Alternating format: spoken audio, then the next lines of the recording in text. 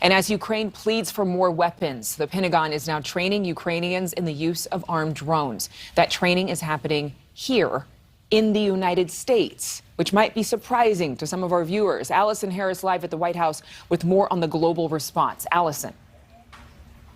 Good morning, Adrienne. The UN General Assembly will vote today on a U.S.-led push to suspend Russia from its Human Rights Council, as NATO is thanking the U.S. for more forceful sanctions, this time hitting Putin's family. The NATO chief warns Russia is shifting focus to the eastern part of the country, warning the war could continue for years. We have seen no indication that President Putin has changed his ambition to control the whole of Ukraine.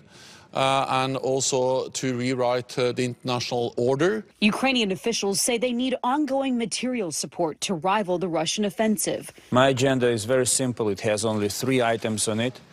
It's weapons, weapons, and weapons. On Wednesday, the U.S. and European allies imposing a new slate of sanctions. We're going to keep raising the economic cost and ratchet up the pain for Putin. This time targeting the daughters of Russian President Putin, Katerina Tikhonova and Maria Vorontsova, whom Putin rarely speaks of and little is known about. As well as targeting Putin's foreign minister Sergei Lavrov's wife and daughter and others, aiming to crack down on the lifestyles of Russia's elite. Like going after this super yacht owned by one sanctioned oligarch. We've seen a pattern over time of President Putin and Russian oligarchs stash assets and resources in the bank accounts and of their family members. And so this was an effort to get at those assets. President Biden also saying he will sign an executive order banning new investment in Russia by Americans. And there will be full blocking sanctions against Russia's biggest state and private banks, meaning any assets touching the U.S. financial system will be frozen.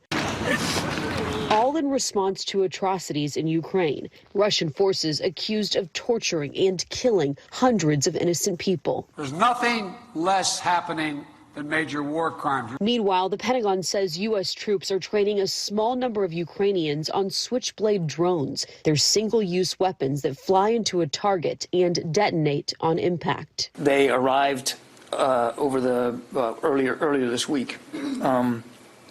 So they'll be getting into Ukraine quickly if they aren't already there. That's the 100 that President Biden announced a couple of weeks ago. We're in discussions with the Ukrainians about future usages of Switchblade drones. And a source familiar tells NewsNation that House GOP leader Kevin McCarthy is leading a bipartisan group of lawmakers to Europe later today to visit the Polish-Ukrainian border, wanting to keep the focus on American national security and also on how money is being spent to help Ukraine. Thank you so much for watching. Make sure to click on the red subscribe button below so you can get more of NewsNation's fact-driven, unbiased coverage.